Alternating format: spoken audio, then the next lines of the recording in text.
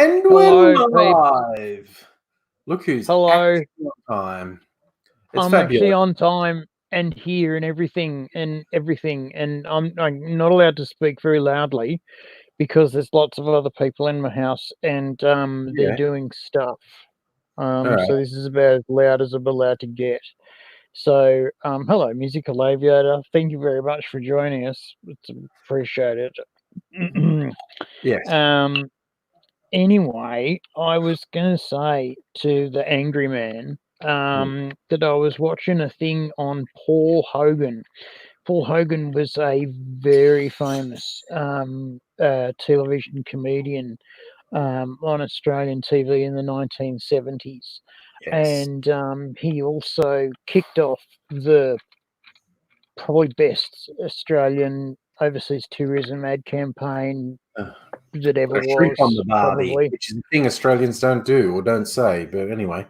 Never have said, never will say, but it doesn't matter where you go in the world, they all say put a shrimp on the barbie.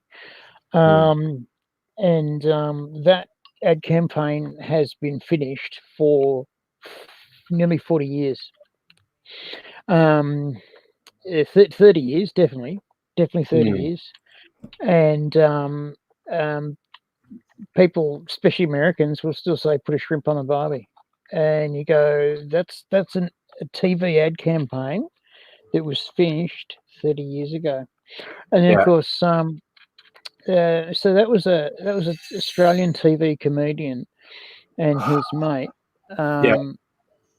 Pete Cornell or Mick Cornell? Mick Cornell. Pete Cornell. Mick Cornell. Mick Cornell. Mick. And Paul. Yeah, Mick and Paul. Mick and Paul and Delvine. Yes, Paul married Delvine, didn't he? Paul married. No. Mick. Strop married Delvine. Yes, Strop married Delvine. Because she was obviously the. Okay, righto. Why don't I just fucking lay it out for the peeps? Okay. Lay it out. So Paul Hogan was a Westie painter. They call him bridge rigger, who painted the Sydney Harbour Bridge. That was his job. Yeah. And his friend Mick Cornell, one of the smartest men in Australia, without question, really, do we say, Angry? I never met the man, but I'm gonna let you. I have met the man. Put that unlawful claim out there, and it shall not be challenged. Okay. If you can think of a person who thinks up in an afternoon one-day cricket. Yes. That was Mick Cornell. And then he went to a fuck. Because of all Mick Cornell is rich as fuck. He has this is see, he wasn't just a TV comedian, he was a guy who invented one-day cricket. And stuff like that his entire life. You know how there was Crocodile Dundee and it was really, really, really, really, really lots of money? Yes. He was most of the money. Yeah. Paul Hogan, the comedian who was the face of Crocodile Dundee, made a bomb out of Crocodile Dundee, made a fortune, many fortunes. His grandchildren are going to Rhodes, are going to be Rhodes scholars. But Mick Cornell made the money. Anyway, I happened to watch a special on the life and times of Paul Hogan, who basically grew up as a Westie. He grew up as a honest to goodness bridge painter.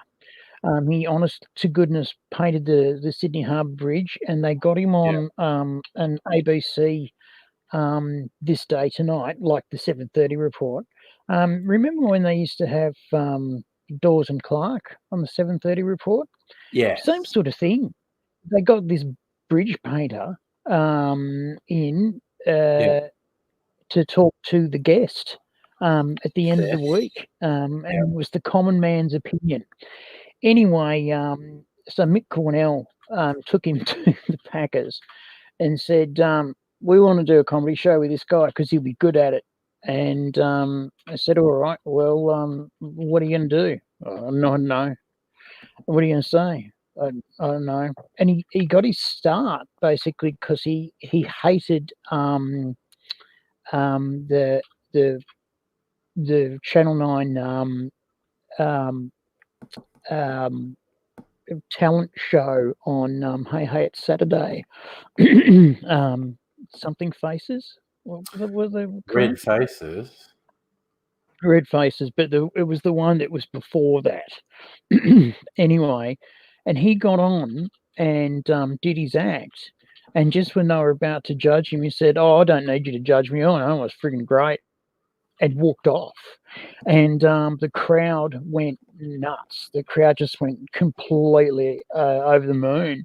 Yeah. So he gets his gig on ABC, then he gets his gig on Channel 9, and then him and Channel 9 have a big fight. Actually, Mick Cornell and Channel 9 have a big fight. And then they go off and they do a movie in Britain just because. And then they come back, and then Kerry Packer said, all right, fight's over, come on home. And the deal that Hogs got was, righto, do a show when you're ready, and if it's good enough, we'll stick it on.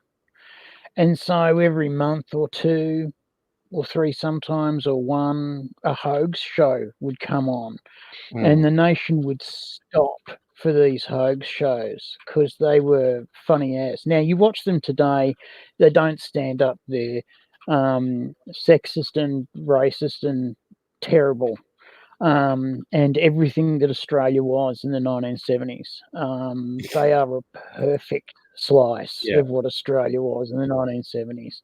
Yeah. If you ever wonder what Midnight Oil was complaining about, that was what Midnight Oil was complaining about.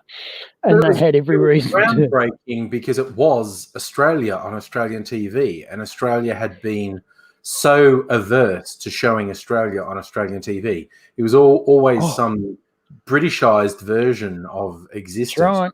All the presenters had faux British accents, and we were never good enough. We were never good enough for anything and anyone, and we were always ashamed of ourselves. And here was Hogs, basically giving it a bit of, nah, he can get one up you because and nah, it'll work for you. And one of the favourite tricks they used to do is they used to get Hogs to interview people, and he would interview people as a Westie would interview people. And he wasn't cruel, and he wasn't harsh, and he wasn't particularly nasty, but he was bullshitless.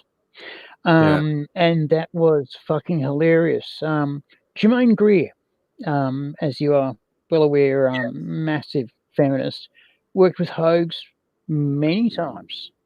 And to this day, he says Hogs is great. Hogs is great value. Hogs is not a sexist guy. He's not. Hogs doesn't come on with nastiness, right? Now, that was a big problem about Australia in the 70s. There was a lot of nastiness there, but Hogs was the lighter side of what Australia could be and what Australia could say about itself. Have a go, you pommy bastard. Anyway, so I was watching this in-depth doco on this guy, and watching Mick Cornell and Delvin Delaney. They've been together for very close to 60 years. And Mick Cornell has more money than God, but unfortunately he also has Parkinson's disease. And there was just no question that those two weren't going to stick together. And Mick Cornell is frighteningly intelligent. I've met him twice. Once just to sort of say hello, and have a half a beer Yeah. while my circus partner talked, and other times I have a more in-depth chat with my betters. Truly my betters, and I was the young child in the circle, managing to shut the fuck up while proper people were talking. And listening to Cornell speak is terrifying, because he is 5 sentences ahead of where you're talking, and can finish off what you're thinking and then ask you the next question or problem, and how are you going to leap over this? And you go, I understand that now. I see that bridge that you've painted that's round the corner of the river. I don't know how you knew it was there. Did you just create it to be there? Because obviously it's there. And this is the kind of thing that this guy would do all the time. So I had a look at Hogs, and I was going, it's interesting that even though it was a new and irreverent look at who and what we are, we had a bit of an idea what culturally we were at the time, which was open and generous and half-assed, but willing to give it a shot. And everything that you see Hogs do is, it's half-assed but willing to give it a shot. And just every now and again, you'll win one. Every now and again, you'll get to the top of the mountain, and stick the flag in and go, sweet. And hey, Mingaleech, we're just talking about Paul Hogan. And well, if you're going to say hi to Megaleech, should say hi to everyone who said hi while you were talking. It's Justin and Annette as well. I was going to let you finish before doing some hellos. So I just don't want anyone to feel left out. Tricky. I don't want anyone to feel left out either, because I was just going to do a quick hello as I just jumped in also. And I was going to finish off by saying what bothers me lately is that we don't own our Westerness anymore, because it was a problem for a while, and it did get really selfish and ugly. But we don't own anything that is us or we. There's no sense of comfortably opening up one's arms to grab hold of the next guy before they walk into traffic. Does the black, yellow, green,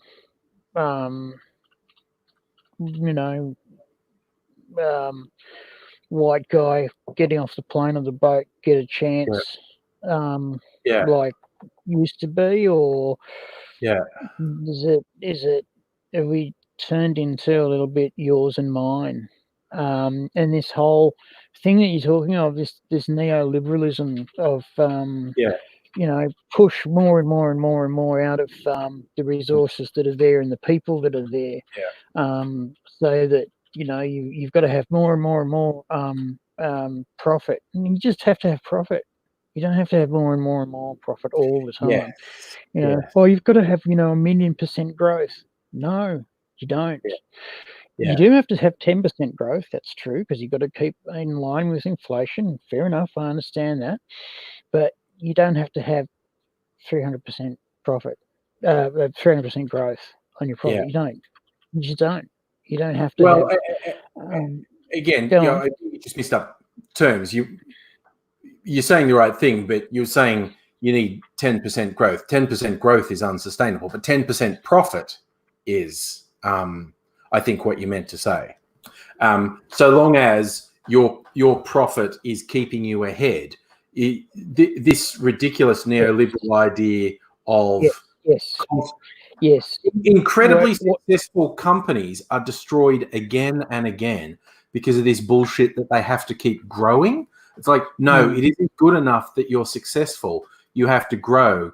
And then they push everything beyond the limits of sustainability, and the company eventually dies. You get this very short-term spike in profits for a very small number of people, and then the company goes under, taking who the fuck knows who with it. However many people with it. Yeah. And it's constant bullshit. You're right. What I meant, and let's get this nice and clear. What I meant was, as long as your profits are in line with inflation and they're at a place that you're comfortable with them being, great. You don't need to push for more and more and more and more all the time. Yeah. You see a huge opportunity. Yeah, fuck, go for it. Why not? Take it on. But do you need to scratch the eyes out of everything that moves just to get your bit of the little bit extra? Oh man, it's fucking bullshit, isn't it? Yeah.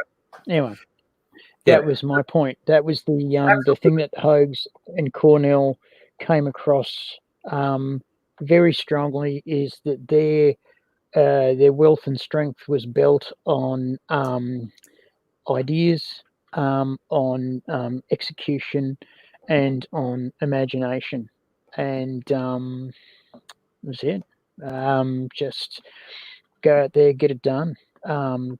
Have you know, but you might fail. Well, you're going to. You're really going to. Hogan failed again and again and again and again. And now is definitely one of, if not was for a while, the richest Australian performer that ever lived.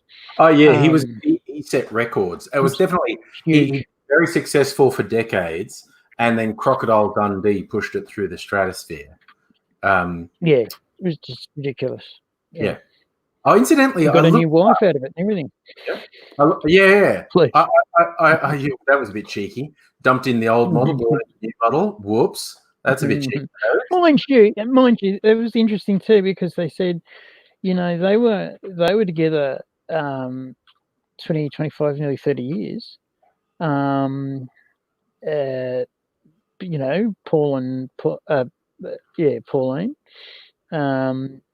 and then Linda and Paul were together 20 years. 20, 25 years, 20 years, and then they split up. But they're all friends. Anyway, please, you were saying. Oh no, I was just going to say, I looked up, because you were saying how old was the Shrimp on the Barbie ad. I looked it up. Debuted in 1984, ran through to 1990. So yeah, 30 to 40 years ago was on TV. And people still, and that's ridiculous, that people still recognize it almost 40 years after it debuted, 30 years after it stopped airing. So well, how shit is it that Australian tourism hasn't come up with an ad campaign better than that in 30 fucking years? Yep. Is it time for a couple of comedians to fucking maybe do an ad campaign? Yeah. Oh, sorry. I wanted to look up the marriages because Hogan and his first wife, Nolene, married in 1958. They separated and divorced in 1981 and then remarried less than a year later. And a second divorce in 1986 was considered one of Australia's ugliest celebrity divorces. And then he married Linda Kozlowski, the Crocodile Dundee co-star, in 1990. And obviously the second divorce was because he was shagging Linda Kozlowski. So it was not nearly as ugly as everybody would like to make it out. It just wasn't. It just wasn't. Everyone says, "Oh, the court case was there was no court case. Hogan said, you can have half of everything I have, and you can have 20% of everything I make from here on out. That's it. And made effectively the same deal with Kozlowski. And yeah.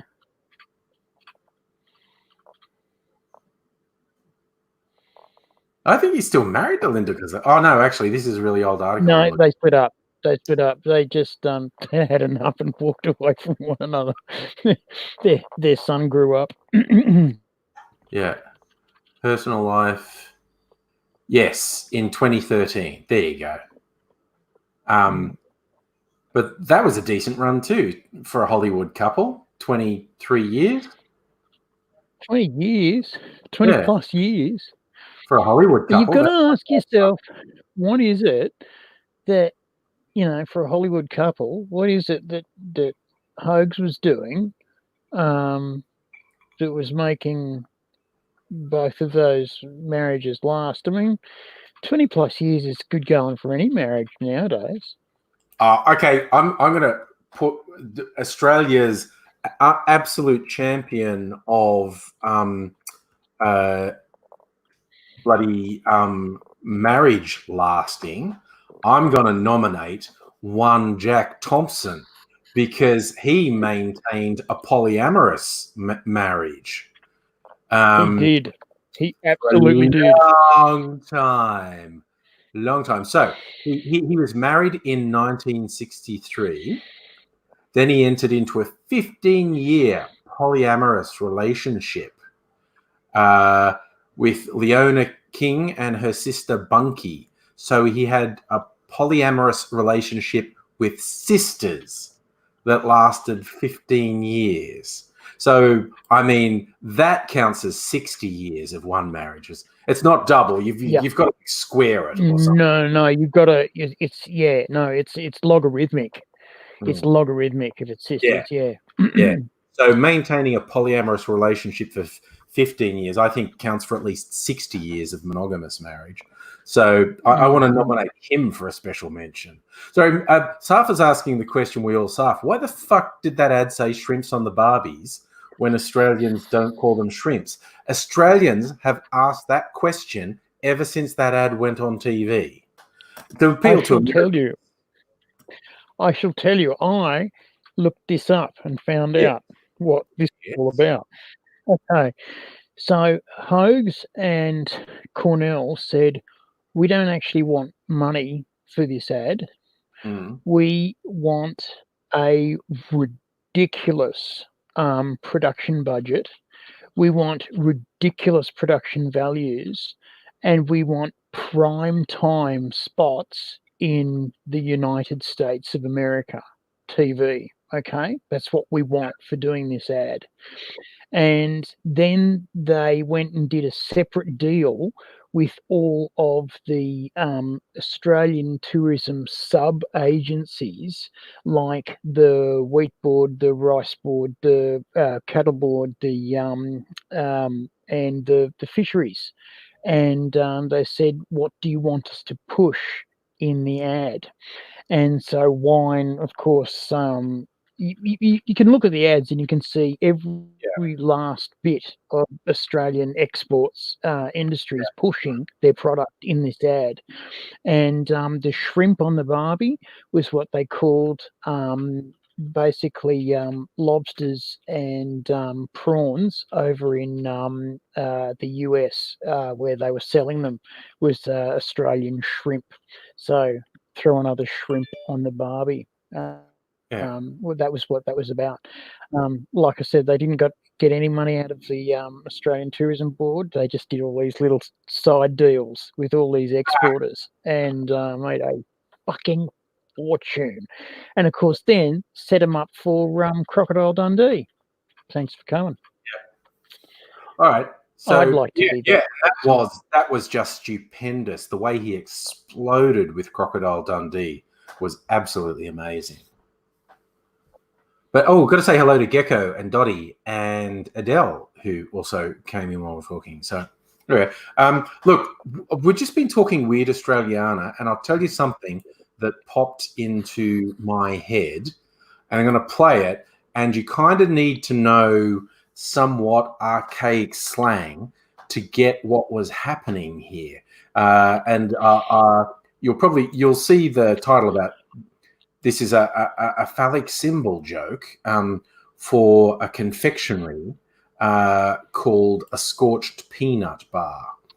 I'm going to find it and share it just because this is a real ad that was on Australian TV for a really limited time until the censors worked out what they were doing. It's just 30 seconds.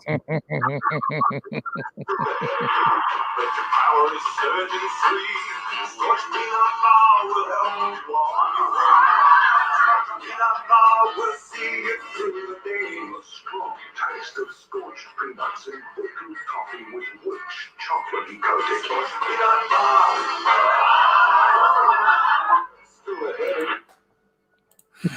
The hard bar. And women will thank you. Archaic Australian slang for an erection was a bar. You were barring up. To my discredit, an Indigenous friend of mine in a pub once. We weren't in because I grew up in Dubbo, and then we went to college in Bathurst, and I was in a pub in Bathurst, and one of the lads from Dubbo was there and recognised me, and we were catching up, and he was a good looking lad. He was like a footballer, so he was muscly as fuck, and he just using all his charm, and he says to me, so the barmaid can hear, he says, "Hey, mate, ask her if she likes chocolate."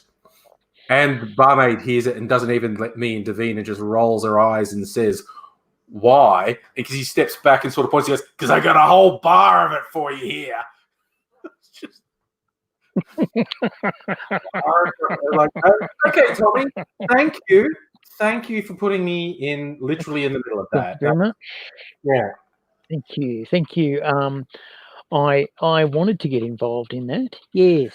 I woke up saying, could someone please drag me in to their awful sexual double entendre to someone who I hope to get a drink from later? So it's like, no, Tommy. Yeah, and possibly sleep with. Well, that went out the window just then. So thanks, Tommy. Tonight. When I were younger, I didn't drink alcohol at all. So I would drink non-alcoholic beverages in pubs when I was out with my friends. You know, if I was feeling fancy, get a lemon, lime and bitters. If I'm not messing about, it'd just be like a lemon squash or something. And a lot of Australian bars, in public bar, this is New South Wales, the big glass was called a schooner. The small glass is called a middy. And a lot of bars had two different types of schooner glasses. One that was basically like this. It was just straight. It was just a straight thing. No nonsense glass. And there was one that, I don't know, it's for the ladies. And it had curves and it was a bit more elegant. And there was that ridiculous cliche. They would serve the ladies the curved one and the blokes get their beer in a straight glass. And as I learned on my thing, like I was in a local RSL with my brother once, and he gives me a 20 and sends me up to the bar. You know, give me a schooner, you get whatever you want. And I'm just approaching the bar, and I don't know, he was like 10 meters away, and he yells, and even across this full bar, he could be heard really clearly as he yells, "Make sure they don't put it in a pufter's glass." Okay. And I'm the one facing the bar staff going, oh, no. So, and one time I was with some friends and we were playing pool in the pub. We were the only ones there, and I thought it was, but we were getting a bit rowdy, and I don't know. Turned out that the barmaid had gotten sick of us, and this was communicated to me when I ordered, I don't know, probably, like my third lemon, lime and bitters, and she put it in the girls' glass. And I just went back to the table like, Ooh. she hates us. She's put my drink in a girl's glass. She wants to leave. We have to go. We have to go now. That was the unspoken word. Without saying I welcome. I've had 3 drinks in the man's glass, and she's just unprovoked given me a drink in the girl's glass. She wants us gone. Oh, Safi, yeah, she's lost her bartender job. All the bars are shut. Everyone's trying to fucking a lot of improvising. If they had a kitchen, a lot of them are doing takeaway. A lot of them are starting to pre-mix cocktails and sell them as takeaway, doing home delivery. And of course, if they have or if they always had a bottle shop, they're doing takeaway and delivery. But even if they didn't have a bottle shop, they changed the licensing laws so they're allowed to sell their store as takeaways, which their existing license wouldn't have allowed them to do. But the government's just went, oh, yeah, fuck anything to make a buck, man. At this point, we understand desperation. Jesus, for Christ's sake, do anything to keep this economy just creaking along. And then I was having an apple juice, and because my drink the other night, my fruit juice that I put the chili liqueur in was really nice. It just gave it a little. I had like half a shot of the stuff that would kill you, AZ, and it just gave the drink a little zing, and it was really good. And so I have to admit, I experimented again. I put half a shot of absinthe in this, and it's just given it a lovely and unique flavor profile. So it's like juice and lemonade and a half shot of absinthe in there, and it's really quite good. Okay. Yeah. Okay. I thought you'd done the chili and absinthe, and I thought, okay. But no, might be a bit much. But last night, I think it was. I just did like fruit juice and lemonade with half a shot of the chili, the Antares, and that was really good. It really lifted the drink. And then so tonight's experiment was half a shot of absinthe, which is actually really good. I'm going to make a cocktail. I'm going to video it for the new cocktail channel, which is live. If you haven't subscribed, you should go and subscribe to Angry Cocktails. But I'm going to make the cocktail live. I'm going to get my camera out and stick it there and make a cocktail. Because also, this was talking to Adele the other night. Adele actually gave me the idea for what to make. And also, a thing I'm going to do, because, in these weird and unusual times, if I make a cocktail with an unusual ingredient, people are just going to go, well, I don't have that. And so how am I going to get that? I'm not supposed to go out. So I'm going to come up. This one does have one unusual ingredient, but I'm also going to give a tip on a workaround for that. So a workaround that I think most people would be able to do. Catherine, the look your GP gave you when you went in on Monday and you had 2 bottles of vodka in your bag? GPs be like that. GPs raise an eyebrow if you show up to their office with 2 bottles of vodka in your bag. Yeah, but GPs don't get to be like that. I've got to answer a phone call. All right, you can clearly. answer. So I'll see you in just a bit. All right, buddy. See you in a bit.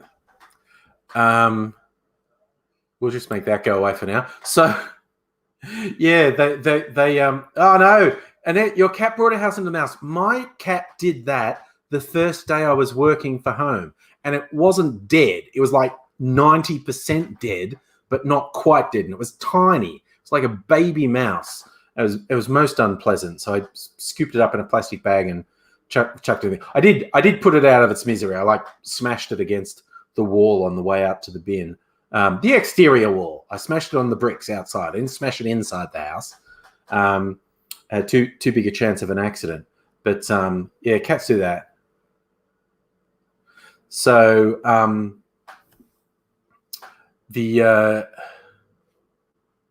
oh no, Mega Leech, AZ won't disappear when I'm making the cocktail video because I'm just going to keep the live stream going.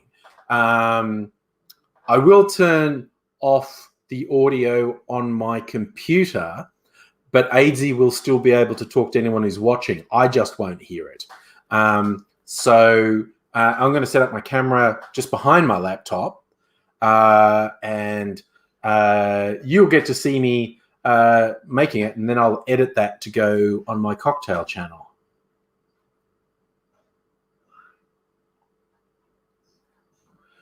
So in Adelaide, you can ride on the footpath if it's safe. You've got 2 very direct roads to work. Oh well. Well, that sounds like a good possibility. Exactly, Mega Leech. I fucking smashed its brains outside. Just to put it out of its misery. The fucking cat had mutilated it, but not killed it, and it was just like, oh, yeah, it's like there's no save. Well, not that I try and save just a mouse, but there was no saving it. It was like gonna die, so I just made it die quickly rather than slowly. That makes perfect sense, Adele. Not wanting to have a panic attack, trying to get on the bus. Yeah. I absolutely understand, because there's every chance the buses will be really crowded, which in the current world, a panic attack would be a perfectly normal reaction. Yeah. So you want a home delivery cocktail channel? I could bootleg it. I mean, obviously, if I just started making cocktails and selling them and doing deliveries, I'd be breaking the law. You go bootleg, the equivalent of a speakeasy, sly grog deliveries, great Australian tradition, sly grog. Gosh, now, man, keep it on the down low. It's all right. Yes, Arthur, I think you're right. All the metro buses and trains and trams, they've all reduced because, they've probably reduced the number of people on them 90%, but that means they're still crowded when you get on one, because the people who still have to go to work are on the reduced number of services, so the services are really crowded, which is not great. So, I mean, that's one of the things AD and I were talking before the live stream, because he wasn't just on time tonight. He was early. Safa, did I see your drink pic on Messenger tonight? I don't think I've looked at Messenger for a while. Let me have a look. I haven't seen it. Show it to me. Oh, Matus. Yeah, I remember that being a thing. A rosé from Portugal. See, I'm not a wine drinker, so that's not something I'd drink. Ugh, yeah, Del, people who sit next to you on an empty bus. What's wrong with that? Ugh, gross. Yeah.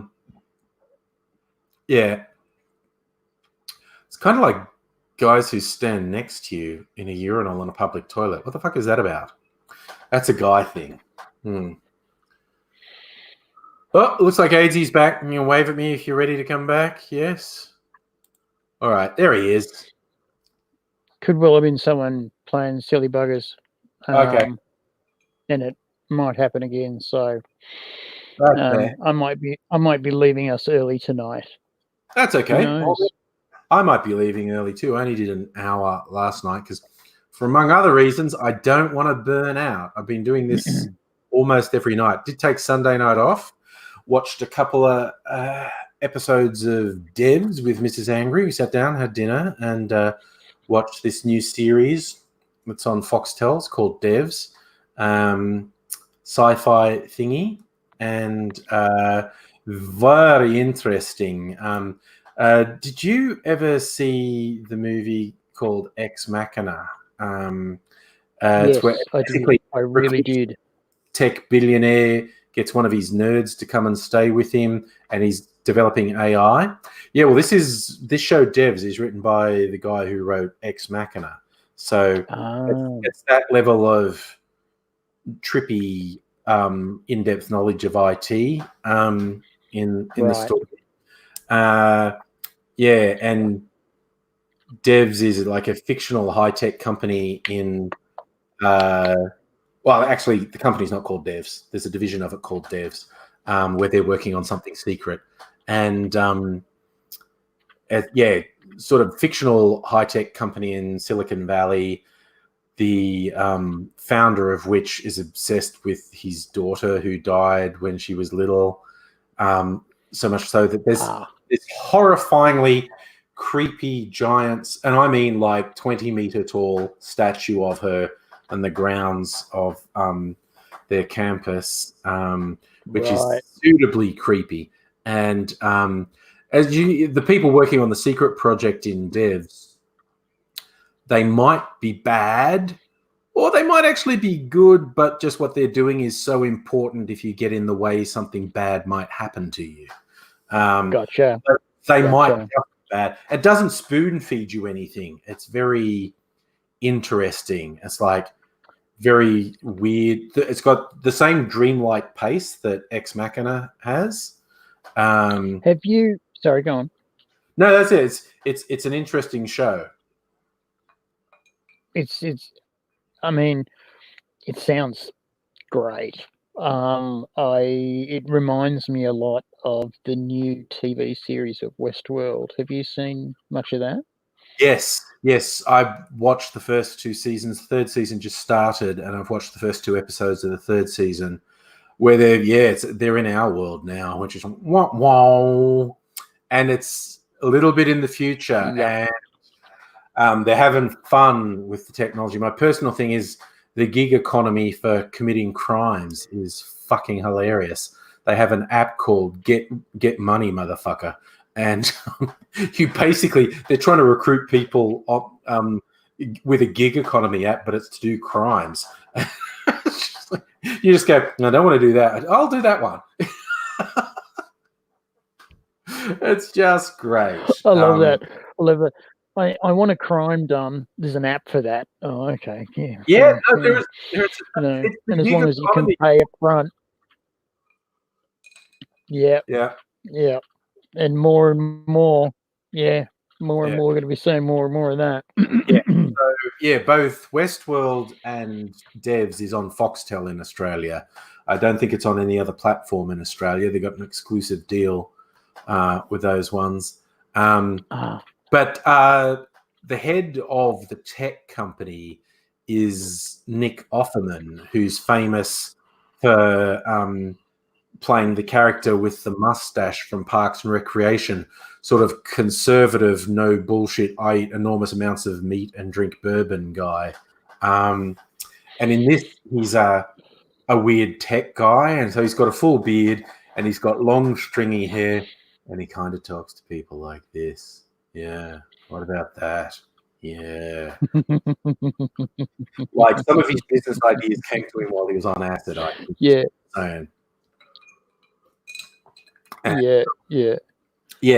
They're basically... I think it's really important that we get the triangles in there.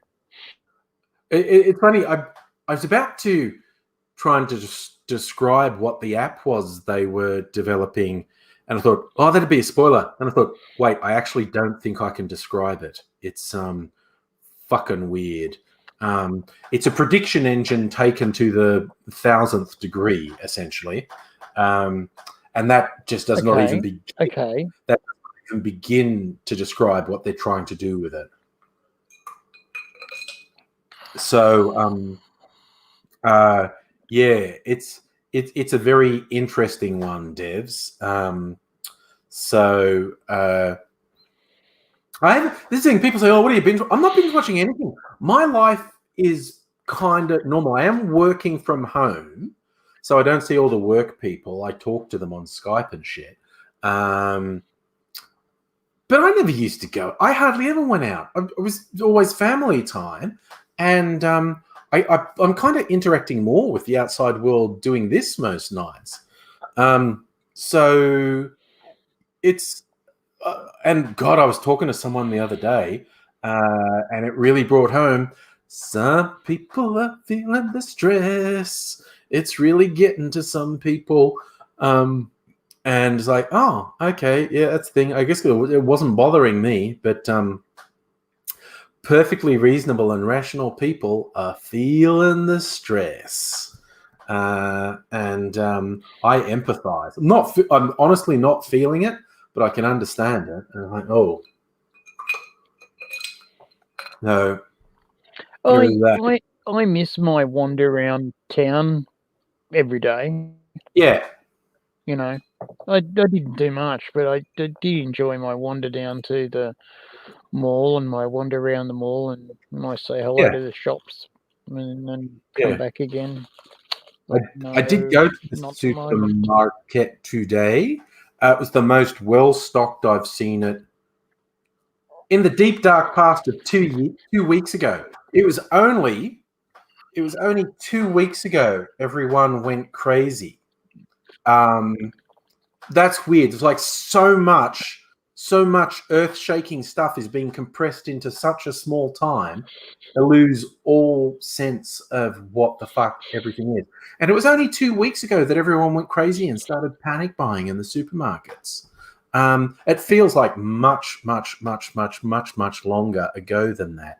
But it was only just over 2 weeks, well, 2.5 weeks ago, I guess now. 2 weeks from last Sunday is when the panic buying started. But don't you feel like I feel like I'm lucky I live in a country where the medical officer is an officer and can actually turn around and say, righto, Prime Minister, you've been a fuck up now for the first week and a bit. You can stop talking until we tell you to say stuff. Don't say stuff until we actually say the stuff that you're allowed to say from now on. And you know, then you flick your eyes over to the United States of America, which is you know, our cousins and brothers, and you just go, if I had a Trump right now, I'd be just in so much shit. No. That's a disaster. That is a disaster brewing. It's already very, very bad, and we are 2 weeks into a very bad 6 to 12 months, and it's going to escalate. It's not going to level out. It's going to escalate. Libby Lou, hello to you. Hey, Libby Lou. Trump has gone from as little as a week ago, insisting on saying it's not that bad, everything's going to be fine, it's all good, and today actually saying, you know, if we control things and level things out, we get somewhere between 100,000 and 250,000 deaths, that will be a good result. And they say, because if we don't do it right, we'll get 1 or 2 or more million deaths. And it's like, yeah, no, dude, that is just not the 1 or 2 million is your best case scenario. That, I mean, for the US to 12 months from now only have 1 million deaths because of COVID-19 would be a minor miracle. So it's like Trump saying the 100,000 number is as sensible as, what was it, a month ago, 2 months ago? He said there was 15 million. Sorry, he said there's only 15 people infected, and very soon it'll go down to 0. It'll be nothing.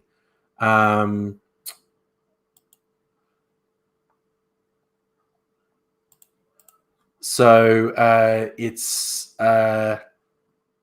it's what bothered me, I think. Sorry.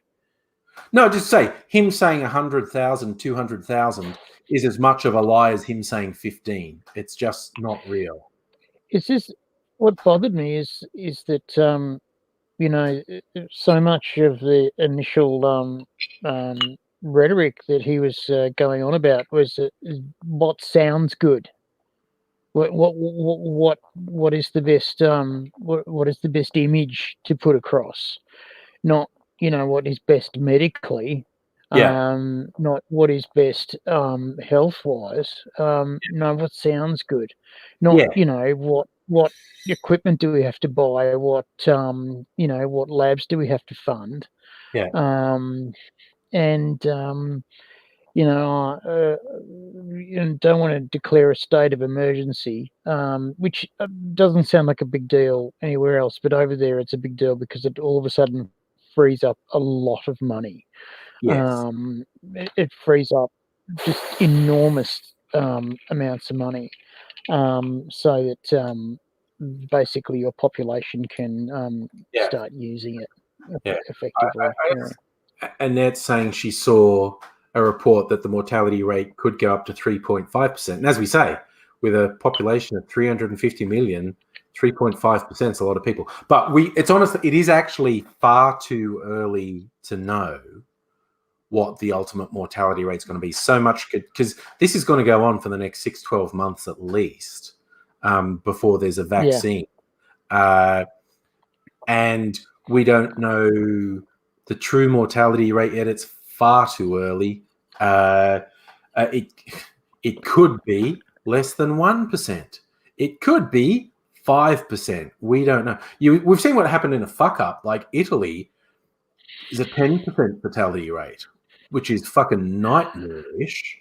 And America's not shaping up to be much better than Italy at this point, quite honestly.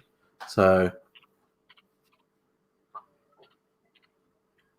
but we're saying, Megaleech is pointing out that South Korea got their first case the same day as the US, and look at how differently they handled it. Yeah, again, that's because South Korea has the whole obedience to state thing that is absolute anathema to Americans, that they just will not go along with.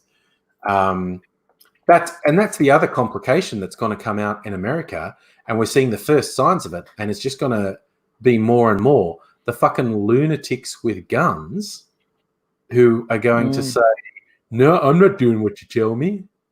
Christ, US is up to 190,000 confirmed cases. I think yesterday it was less than 160,000. It's like, it's just, and the death rate hasn't kicked in the US yet. I feel like we should stop talking about this. I think this is bad for people's mental health. It was much happier when we were talking about Hogs and whatnot. And here's a funny thing. Like you were saying, and I agree with you. Hogs was probably the first big embrace the Westie thing. But we've had mutations of it over the years. Like the Wog comedians in the 80s and early 90s. So the Australian-born children of post-World War II migrants, who, especially the Nick Giannopoulos crowd, who called all their shows Wog something, Wogs out of work and Wogs on the loose and all this sort of thing. Paulie, what's his name, who did like Fat Pizza and Housos and all them. He populated all those. He just goes, here's the 10 people I see on a given day. Here's a stereotype Lebo. Here's a stereotype East Asian. Here's a stereotype Indian. Here's a stereotype Bogan White Aussie. Here's a stereotype drug-taking, rave-attending White Aussie. And he's just like, there were 10 to 12 stereotypes. You go, but these are the actual people I see in my suburb. And, So, let's write their story. Okay, I like that, Nate. You think talking about it with friends relieves stress? Yeah. I'm worried about being too negative. Fair enough. Yeah, fair enough.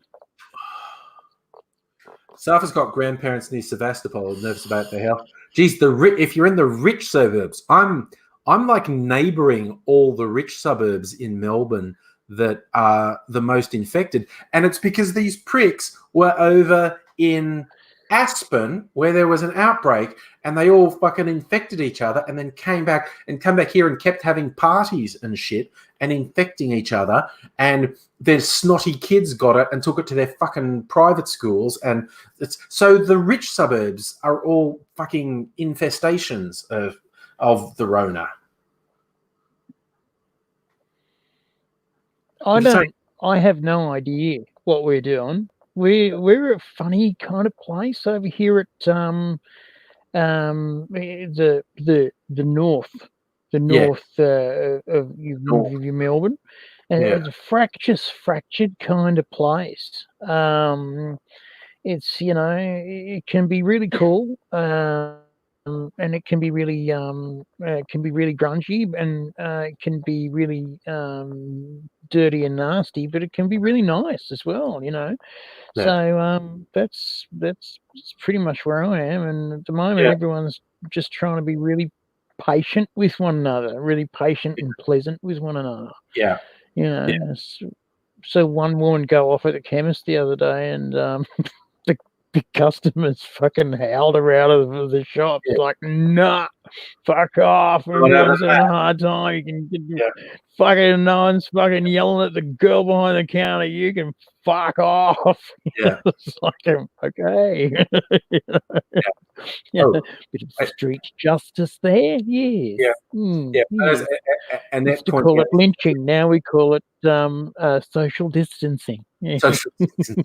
And that points out in Sydney, in Bondi, all the backpackers have been spreading it to each other, and normally that's only gonorrhea that they're spreading around. But now, instead of the out of control gonorrhea outbreaks they're normally responsible for, they're also a hotspot for fucking coronavirus infection.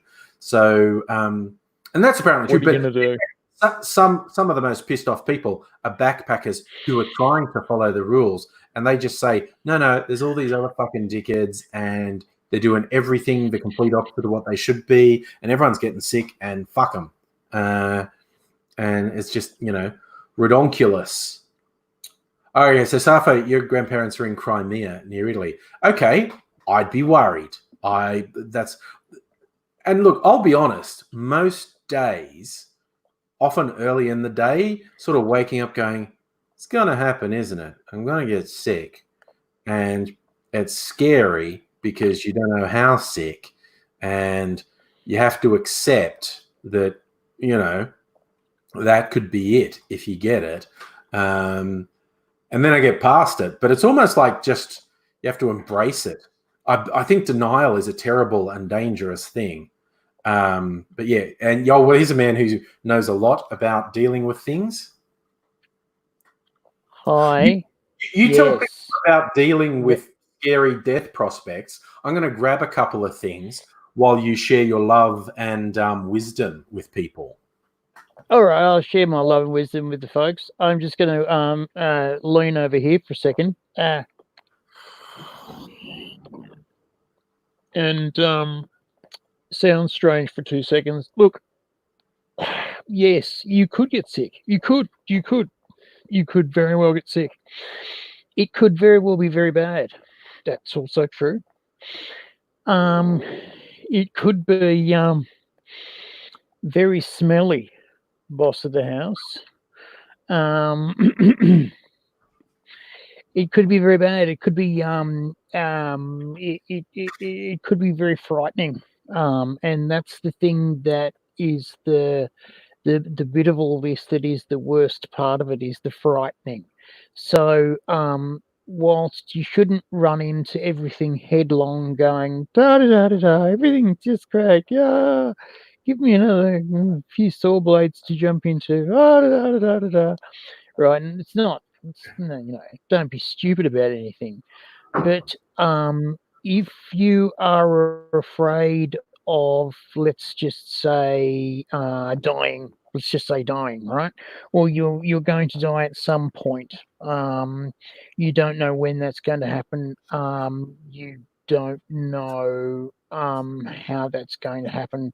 That's going to happen at some point. Now, one of the things that was always very interesting to me is someone said to me, were you afraid of what happened before you were born?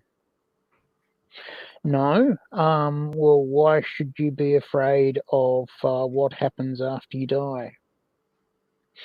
So, if you think about it like that, you should be pretty right. the process of dying might suck, but we've got really, really good health now, and they're really, really good at pain relief. And I should know. So they that bit might not be as bad as you think it is. So try just to bear up, and the best thing you can do is think nice thoughts about someone near you. Try and be useful to someone. Just try and be useful to someone. And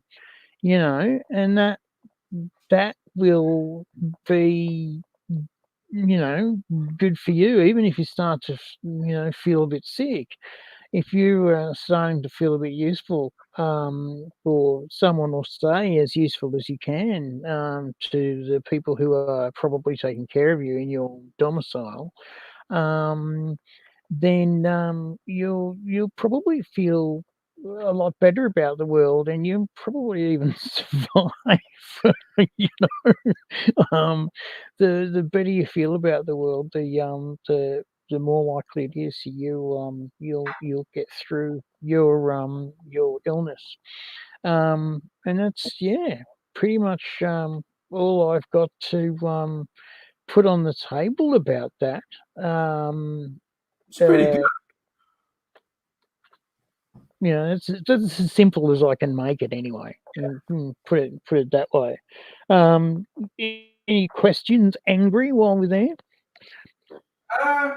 Well, not from me. I think that was pretty good. It is. The one thing that occurred to me, as AZ was saying, if you weren't scared of what happened before you were born, why be scared of what happens after you die? I like the phrasing the Irish comedian Blind Boy from the Rubber Bandits always says on his podcast. I was like, suffering is a part of human existence. It's unavoidable, and trying to get away from it won't do you any good. It'll only do you harm. So once you accept that suffering happens and you can't control it, death happens and you can't control it, what you can control is your reaction to what happens. That's where your strength is. Even though it may not feel like it, you ultimately have the control of how you react to a given thing. So I am going to make a cocktail, getting all the bits together so I could video it for my Angry Cocktails channel. But, you can all watch me make it. I want some lemon juice. Where's my lemon juice? Okay. Got your lemon juice. You're looking all very excited about your cocktail. Do you know what it's going to be? Yes. It's going to be blackberry liqueur made from Tasmanian blackberries. It's going to be a blackberry bramble. It's pretty simple. It is pretty simple. I got to get some. Where's my sugar syrup? I'm going to use. Well, what I was going to say is, when you get set up, why don't you take the full screen to yourself? Right. And I'll sit back, and when you're done and made and sipping, I'll come back in and say hi. All right. Alrighty, I'll do that then. I'll just mute you so it doesn't come up accidentally. All right, so it's actually going to look a bit weird on there because I'm going to be doing it to a camera over there. Okay, got that. Shaker. I need a shaker, obviously. Got a shaker. And I'm going to do this with ice. So I will want my strainer. And I'll put it in a sexy glass. I'll get this glass ready. Just going to rinse it with water so it chills quicker and put it in the freezer. Okay. So I'll put a few bits of ice in it. Put that in the freezer. Chill that glass down because that makes it even. I'm going to do something here. Take this out. Put that there. ice creams in the freezer. Just put them there. Put them there. Okay. Yeah, get this show on the road. Okay. So, I think I'm ready to go. I've got the ingredients. I've got the bits I need. All right. Just got to turn the camera on and my audio recorder on. And you can see this is how the magic happens. Now, then you can be amazed when I edit it how different it looks to your experience of it. Let me double check I got the framing of that right.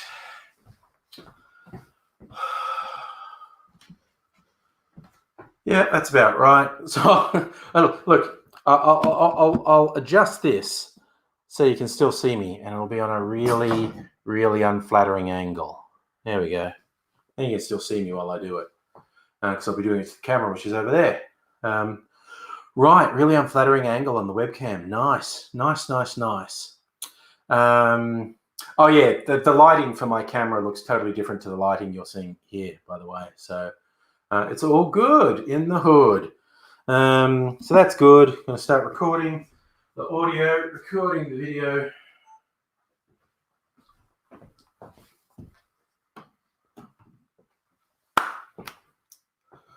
All right. Start with a smile.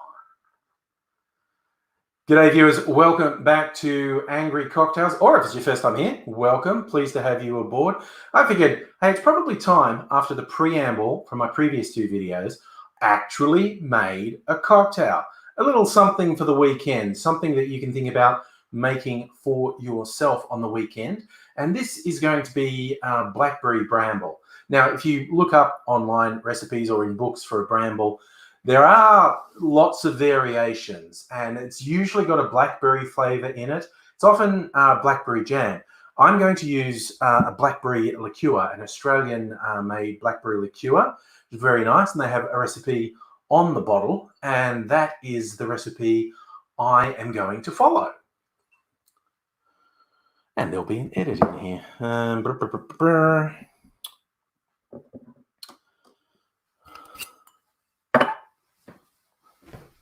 Put some ice in my shaker.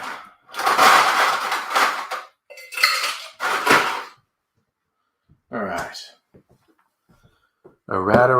Magic of editing. No one will see this. Okay.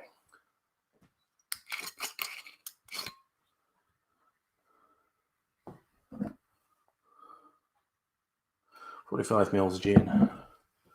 45 mils gin.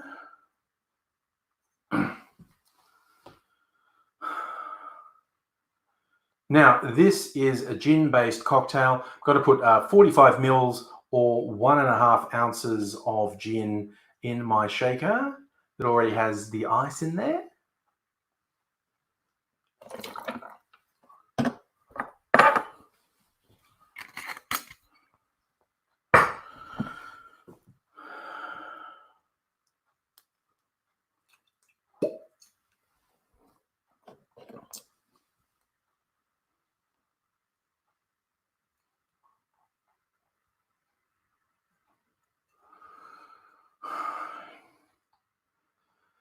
The blackberry liqueur is going to provide most of the flavor, but there's actually only like 15 mils or half an ounce of the blackberry liqueur going in the shaker.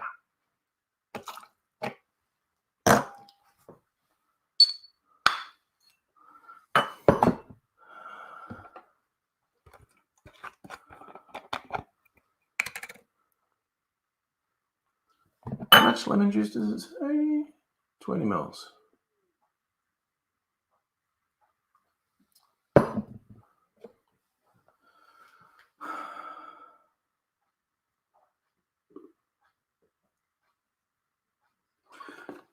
Now we're going to put slightly more lemon juice in there, 20 mils, just over half an ounce of lemon juice going in. And hey, if you watch my videos where I told you about there's really only 4 types, you might recognize this is the same profile as the sidecar or the margarita. It is a spirit, a fruit liqueur, and the citrus. It's, in this case, gin, blackberry liqueur, and lemon juice. See, it's the secrets. How much sugar syrup does it say? 15 mils.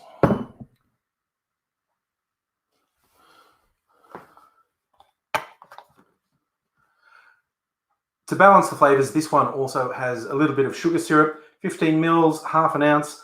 I'm using agave syrup. You can use whatever sweetener you like. And we put that in the shaker. Now it's all in there. Now it remains only time to shake.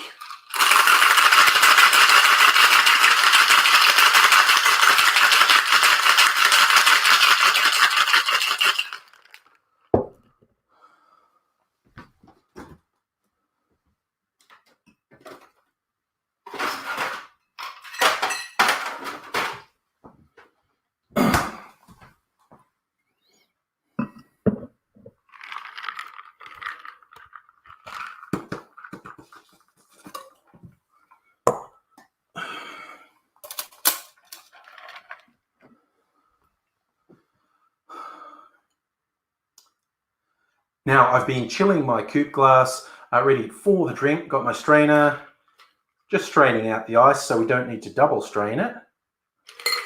Now, look at that color. The blackberry liqueur has really come through to give it a great color and very light blackberry aroma. And oh, that is disturbingly easy to drink. This has got the balance with the blackberries are quite tart, and there's the lemon juice in there as well. Just a little bit of the sugar syrup to provide a counter balance, and you get some of the gin flavors coming through as well. But considering how much gin is in this, it's terrifyingly easy to drink. You'd really want to pace yourself with these.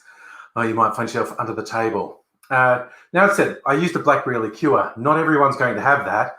Probably a lot of people won't, especially in these times when, you know, we have limited resources. We're all staying indoors. But this is where you can improvise. This is a pretty easy one. Use blackberry jam or some other berry jam. Just put 2 spoonfuls in. Then you might not even have to add sugar syrup, depending on how sweet the jam is.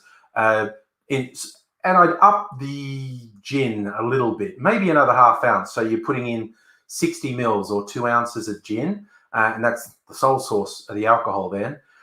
2 spoonfuls of a jam. I was going to say jelly. Americans call it jelly. We call it jam. Muddled up the 2 words and was totally unintelligible. So you could do a variation on this that would just be gin, the jam, and lemon juice. You would double strain that because, of course, you want to get out the residue from the jam when you pour it into your glass. But that's quite easy to improvise. So really, all you need is the gin, something blackberry flavored, and some lemon juice and a sweetener, whether that's in a blackberry jam or a sugar syrup that you add, and you can make yourself a bramble. It's a nice drink. You know what? I reckon you could make this with vodka as well. I've only ever made this with gin. I'm going to quickly make one with vodka and see what the difference is. Speaking about improvising, I was really wondering. Okay, got to get another coupe glass ready.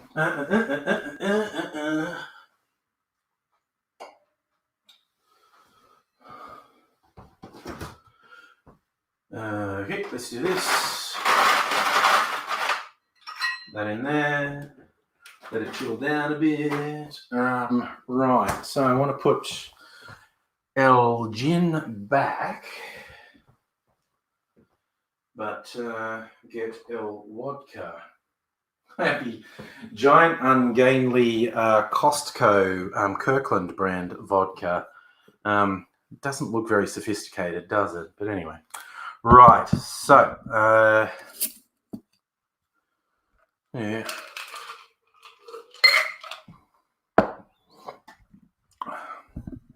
All right, so want to get, oh God, why is the top on this sealed shut? There we go. Ugh. Want 45 mils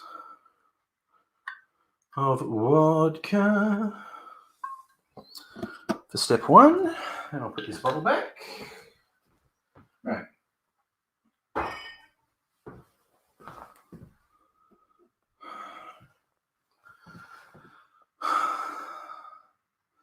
Alrighty, we're doing the same measures, just swapping out vodka for the gin. So 45 mils of vodka.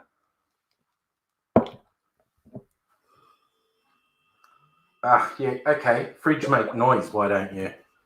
Run my video making, bloody hell. 15 mils of the blackberry liqueur, or like I said, like 2 spoonfuls of jam.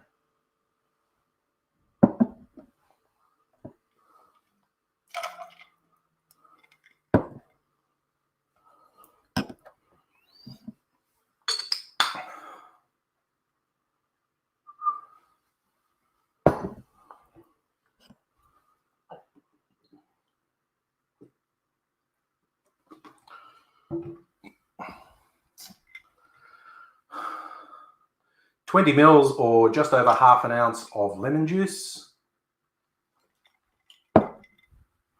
Where's my Garvey?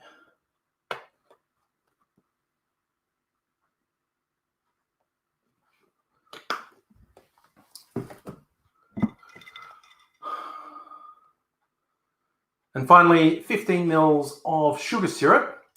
And then we give it a good old shake.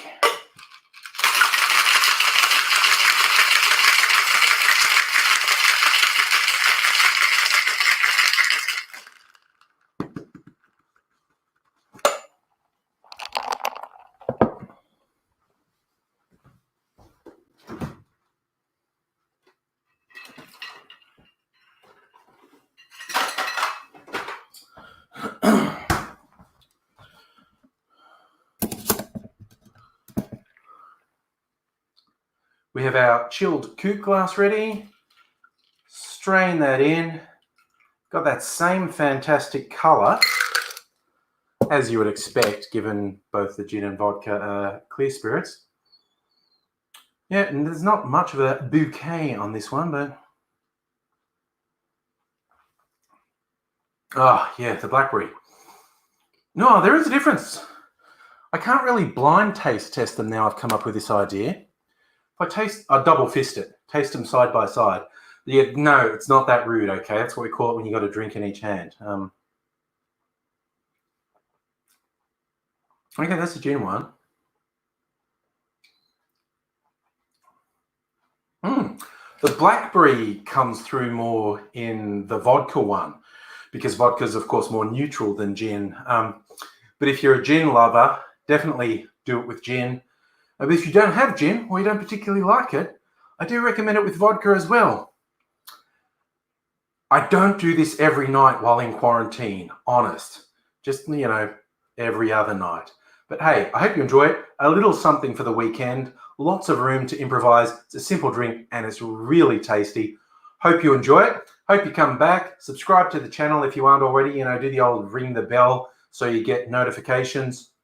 Let me know if you made this, how it went for you. Let me know if you want to know any other sort of improvisation tips or something else you think I should make, and I'll do that in a future video. But until then, bye for now, and cheers. I think I prefer the vodka one.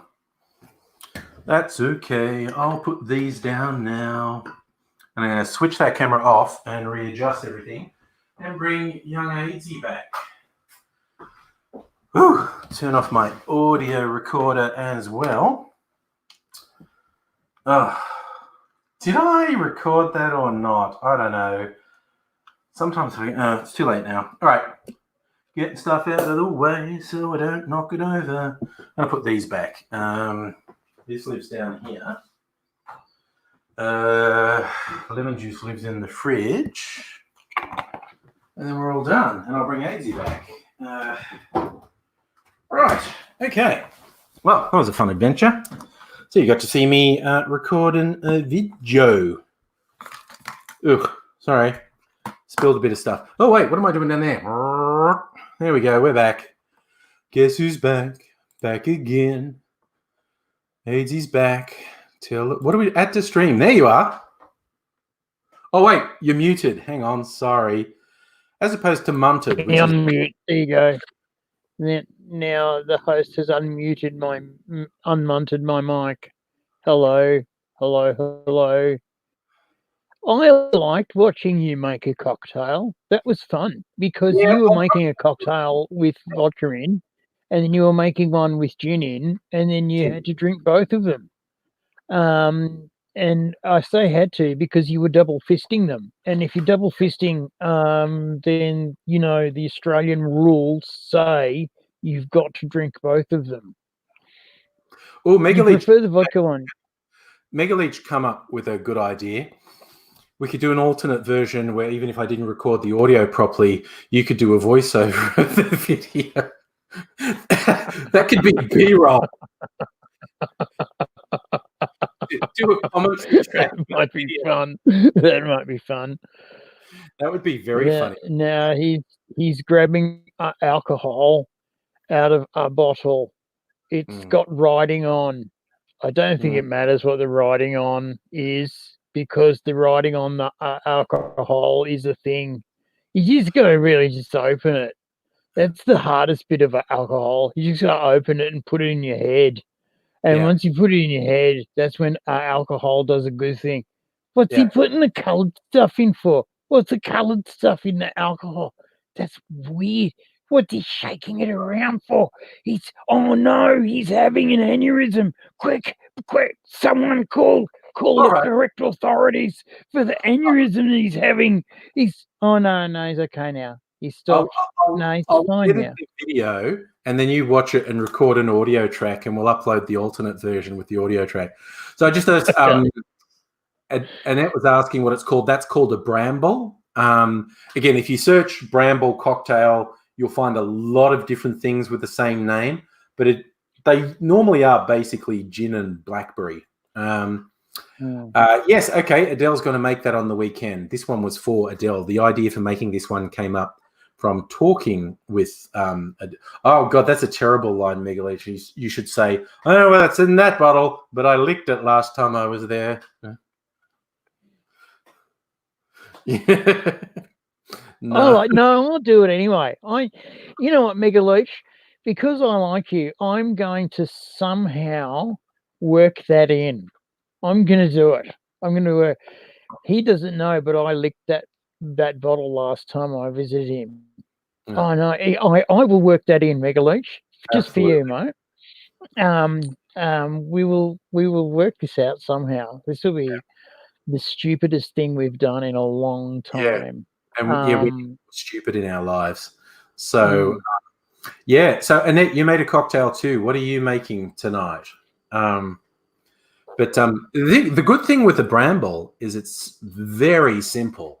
It's just, you know, the clear spirit, gin or vodka, something blackberry flavored. I use blackberry liqueur, but like I said, I've made it before with blackberry jam. Actually, it's one that's particularly favored by Mrs. Angry, making it with blackberry jam, and then a bit of lemon juice and a bit of sugar syrup, a bit of sweetener, whatever you have for a sweetener.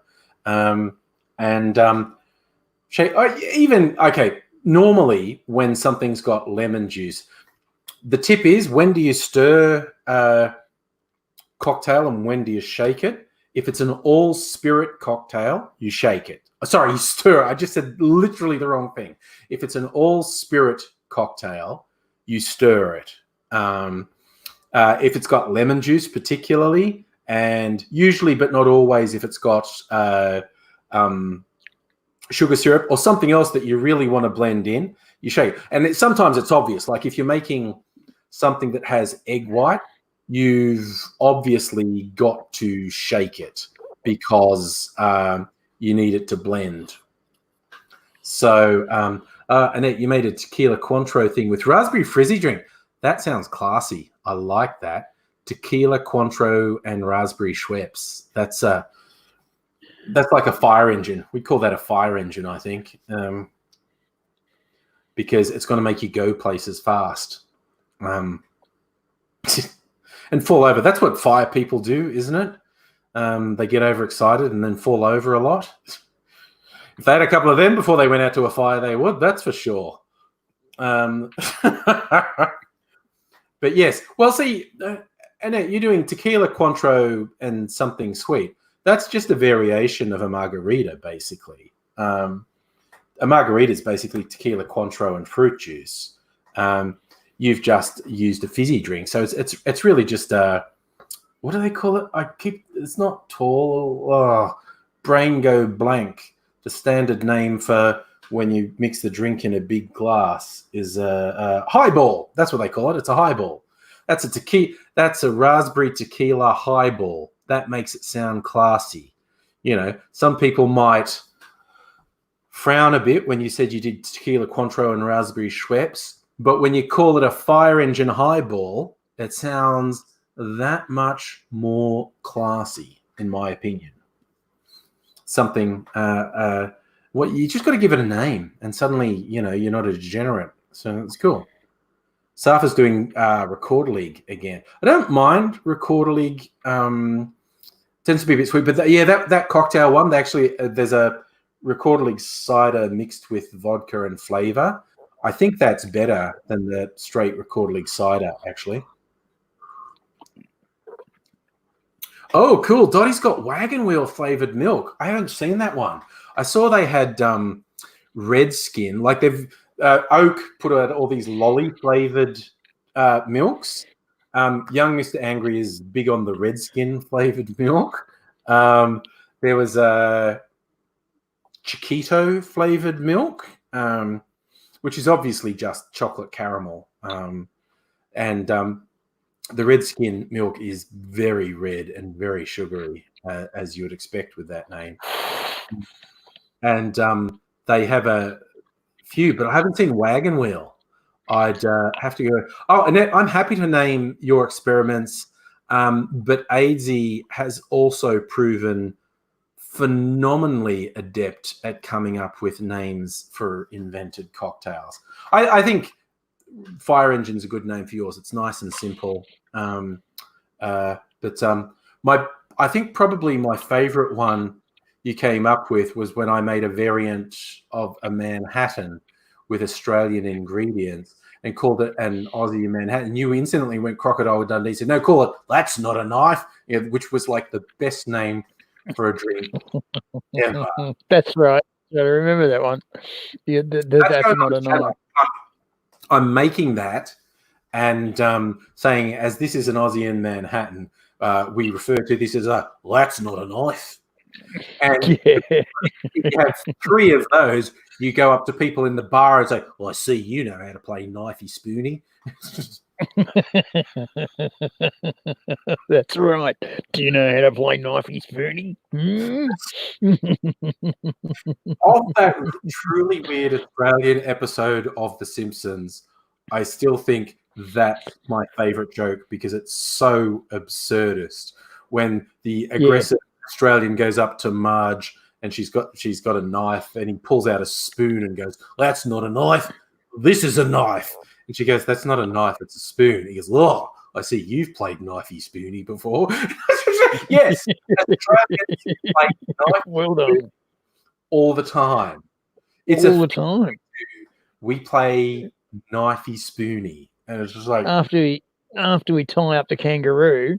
Yeah. And we come home, there's the kids going, come on, Dad, play knifey spoony with me, play knifey spoony. Just let me drink half a keg of some spirituous liquor to bomb the monstrous traffic, and then knifey spoony is all us kids. So I will be vomiting on spoons, as is my want. Sorry, I just even thought of a variation because they filmed The Matrix in Australia, and of course the famous bit with "There is no spoon." You should do an edit where he's trying to bend the spoon, and the little monk kid says, "Remember, there is no spoon," and then an Aussie character leans in, "Yes, there bloody is." He doesn't know how to play knifey spoony, and just watch Neo just looking really. He was confused enough by the monk kid, But a guy running in's like, you don't know how to play knifey spoony. That's like all too much. Remember, there is no spoon. Yes, there is. Whack, whack, whack, whack, whack. The spoon whacked on your head several times. Actually, that sounds like another good name for a cocktail. Yes, there is a spoon. Yes.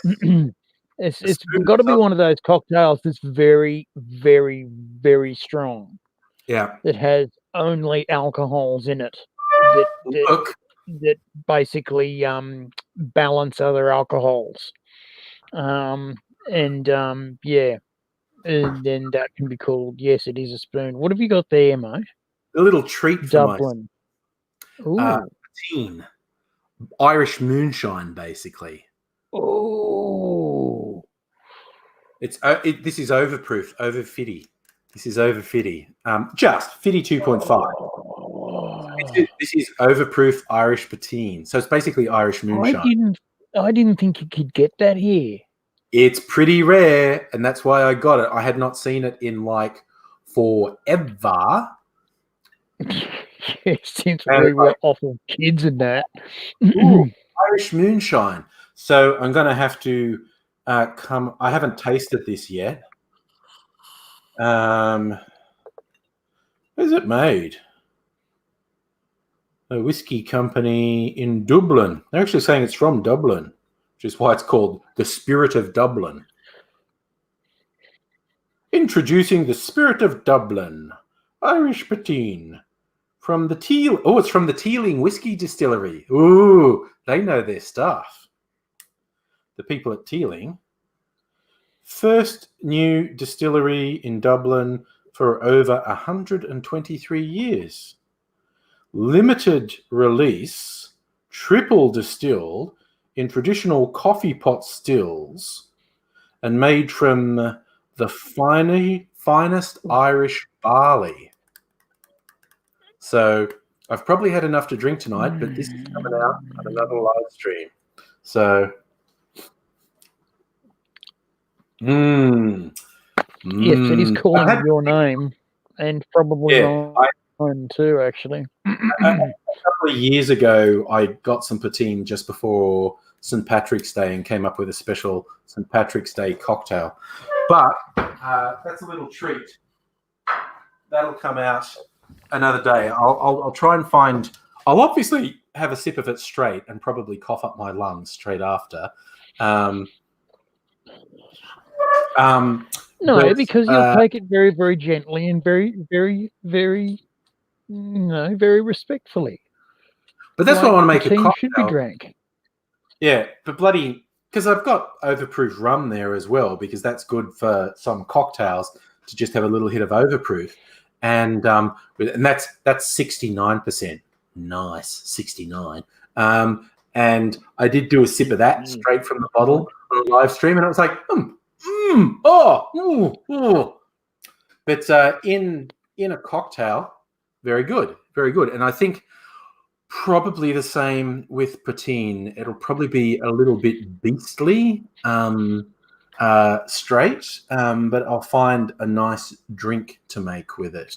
So, but if you just take it nice and slow, for your first half a shot, and then throw back 3 or 4, you'll be fine. You'll be fine. I actually, Annette, you saw toilet paper at Rich McCall's. I was in a Woolies today, and it's the best stocked I've seen since the insanity started. They were full of toilet paper. They'd clearly just got a shipment, and they were still stacking the shelves. It was full. They had paper towel. I haven't seen paper towel for weeks. There was still a massive depletion in pasta and rice and flour, although there was some. I'm trying to think what else was noticeably gone. I mean, I didn't even look for things like, sterilizing stuff, antibacterial stuff. That's probably not there, but it was the most well-stocked I had seen this particular supermarket since the insanity started over 2 weeks ago. So it's like things are leveling out, and this is right up. And although now they're on top because they've imposed limits on basically everything. Everything people were buying, it's like, well, you can only buy one of those. You can only buy two of those. And then did I buy any? I did get some paper towel, and I did buy, even though I don't need it at this point, I thought, fuck it, I'll buy one packet of toilet paper. Like one packet of toilet paper, and because it's got to get used eventually. So, yeah, it's all a bit much. Line Spider noodles. Noodles were a bit depleted. They didn't have the full selection, like your instant noodles and whatnot, but they had them. They just didn't have the full selection. The thing that was really noticeably depleted still was pasta and sugar and flour. But as you see, got a lot of flour. Still got a 5 kilo bag up there. I did get some caster sugar. It's the first time I've seen caster. Sugar's surprisingly hard to get, which blows my mind since we make 17% of the world's sugar. It's just because people bought too much of it. And it's leveling out now. And now they don't let you buy a truckload of it. It should be fine now. So I did get some caster sugar because young Ms. Angry wanted it for her baking. We were out of caster sugar. So I did get a packet of caster sugar. The only thing that was seriously depleted was pasta and flour and sugar. There was still some, but it was very seriously depleted. It was really quite freaky seeing an entire aisle of toilet paper. That was a little bit weird. So did we ever find out who started the rush? It was what happened. One of the commercial TV channels actually said on air, there's people panic buying, and that caused the panic buying. There were probably a couple people buying extra things, but on the Sunday, I went just by sheer chance, I went to Costco on the Saturday, and it was probably a little bit more crowded than normal, but no one was going crazy. And then on Sunday, one of the commercial TV channels did a story people are panic buying, and bang, people saw that on the TV and lost their fucking minds. And by Monday, 90% of those core things were gone. I remember I went out with Mrs. Angry on Sunday. I just want to see if it's happened, if that report has made people panic buy. And sure as fuck they had. Stuff was starting to go, and then it got kind of worse in the ensuing weeks, and now it's kind of leveled out. So for which Costco? I do sometimes go to the one that's down in Docklands, and depending where I am, because there's a few in the suburbs, I sometimes go to the ones in the suburbs as well. Kind of depends where I am. When I first had a Costco membership, I think Docklands was the only one that was open. I've had a Costco membership for fucking ever. Ooh, I got good news from my accountant. Because I am a company, as a contractor, I am a proprietary limited company. My accountant tells me I qualify for the government payment to keep me as an employee. So that I get me as a company gets to accept payments from the government to keep me as an employee. According to my accountant, so I registered with the tax department, and I'm waiting for them to confirm. But that will take a lot of stress off, because as a contractor, the people I am currently contracted to could say, we've run out of budget. No. Contractors go bye-bye. Bye. Yep. Bye And now. Walk away. Way less stress having this supplement from the government. So, woot, as Annette says, woot. I verily did I woot when I saw this. Just got a text from my accountant going, "You qualify, register now," and I'm like, "Fuck yeah!" Register now. It's hip. It's what the kids want. Go crazy. Yeah. That's why I paid all these fees for my company and all these taxes all these years. It suddenly pays off because I'm an employer. See, if you were officially, I could get money for you too, but you're not officially on the books, so I can't do that. I'm not officially anything. I'm just that weird uncle that we don't really know should be in jail. Yeah. Caught. Yeah, none of the kids have seen, but they do cry when he's near them. Weird. Yes. Like that. I was looking at I feel like I should stop looking at the Johns Hopkins University COVID-19 map, but I cannot tear my eyes. It's like one of those movies you've just got to keep watching. The US is up to 190,000 confirmed cases. And if I look at the rate of acceleration chart, where are we? We're on the 1st of April. So if we go back a week, so a week was just 1 week was the 25th of March. So if I find on here, 25th of March, they had 65,000 confirmed cases.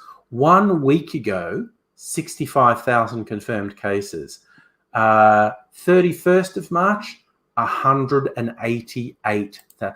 Tripled in 1 week. Tripled in 1 fucking week.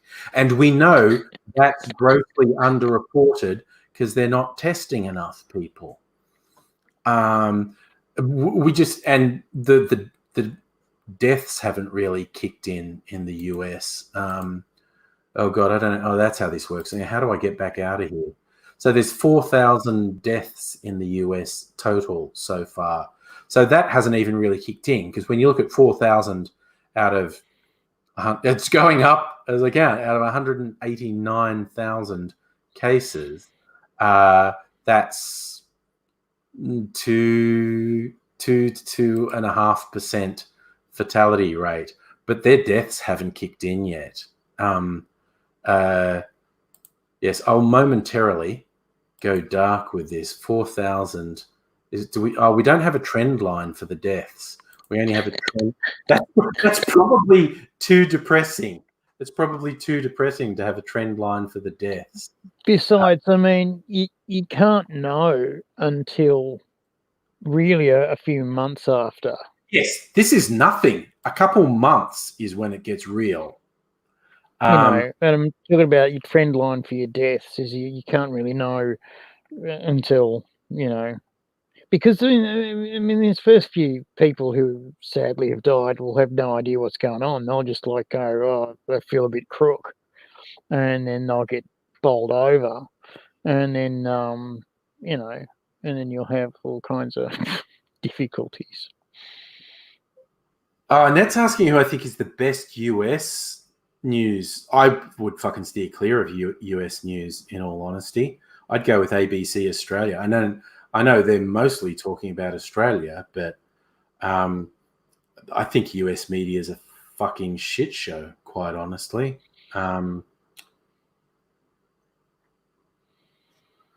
It's all very confusing. Any figures we have now are completely unreliable, and there's so much we don't know about it. It's all going to, in the next 6 to 12 months, all the information's going to come in, and it's going to be too late. We're going to go, oh, we can now tell you what happened 12 months ago.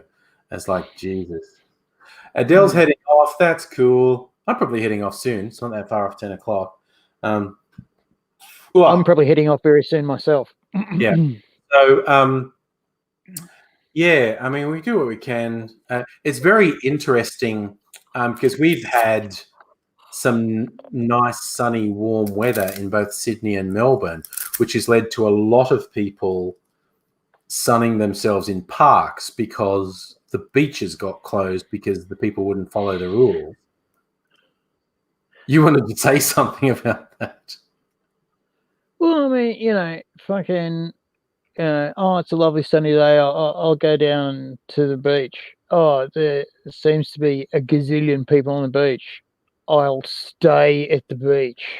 Yes. And wonder why the fucking beach gets closed in the morning. Oh, the fucking beach is closed. Oh, what's going on there? Oh, and that's everything that happens here. Is that people sunning themselves in the park is wonderful, and tomorrow the parks will be closed. I had to go for a drive today. I saw reports of it in the media, but I saw it myself. I had to go for a drive for work today. I actually had to go into the office and get something that I needed for my home office.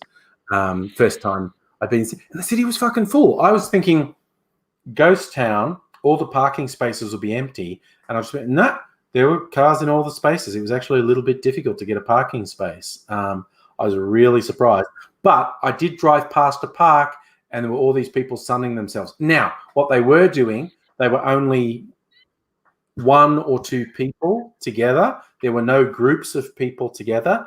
But I think they'd probably say to anyone who questioned them, they were obeying the spirit of the instructions and that they weren't there in groups.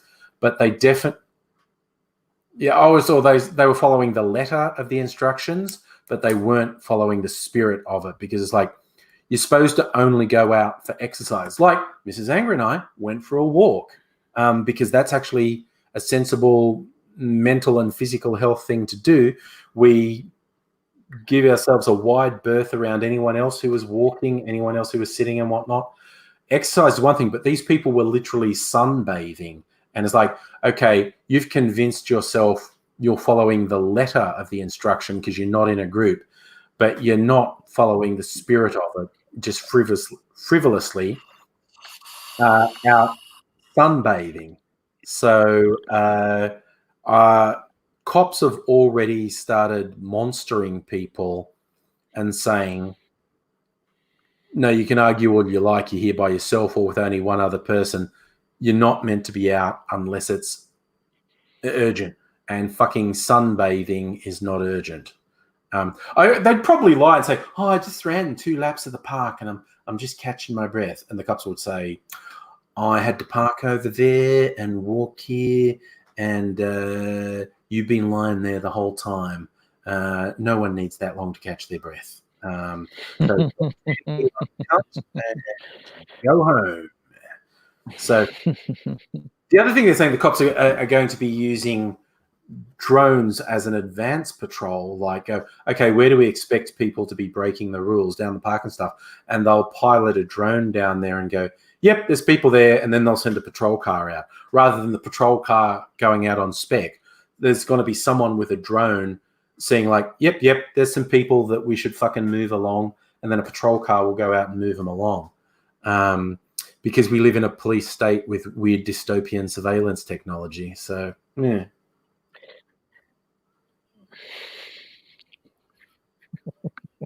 I just love the idea of, just wandering around the street going, there's a drone. Hello, Mr. Drone. How you doing? Listen, I've been looking for Terry the drug dealer. He's not here, man. Do you know who he is? Yeah. Mr. Drone? Mr. Drone, I'm talking to you. Mr. Drone. What? You're not even saying anything. You're not one of those drones that says, hey, man, follow me onto the road. It's beautiful. Yeah. And then you could do a whole thing, and then the cops would turn up, and it'd be fun. Yeah. For about 15 seconds. Actually gets taken into care. Or worse, custody. Yeah. There's no care in custody. The copper running the drone would just be staring horrified at the screen, and one of the patrol coppers would be saying like, oh, is it someone we should go and break up? And he goes, oh, no, I don't know. No, no, man. No. Maybe just let this one walk away. I mean, I've been hovering in front of him for 15 minutes and he's been talking to the drone the whole time. The whole time. when I tried to go on patrol somewhere else, he said, "No, don't go, man. Man. Hey, no, I thought we were really connecting. I wonder if the drones will have speakers on them so that they can actually talk to you, because that would be cool. Having an argument with a drone would be fun, because that would be very Australian. Yeah, man, I don't want to do nothing that. You can't tell me what to do. Oh, stop bashing into me, Mr. Drone." I'll tell you what, though, might actually go to bed after having had a really enjoyable evening. So thank you one and all for joining us. You have, Thank you, everyone. Been quite the pleasure to hang with. And we'll probably do it again soon, probably tomorrow. Who knows? So it's almost weird. This is how I break out from the fucking work day now, because it's also weird working from home. That's all weird. Ugh. Okay, so see all you good people sometime soon. Look after yourselves. Look after other people. Smile at someone. Not an AIDSy smile. A sort of non-nightmare inducing. Nice smile. A nice smile. Yeah. So we'll see you again soon. But we will say bye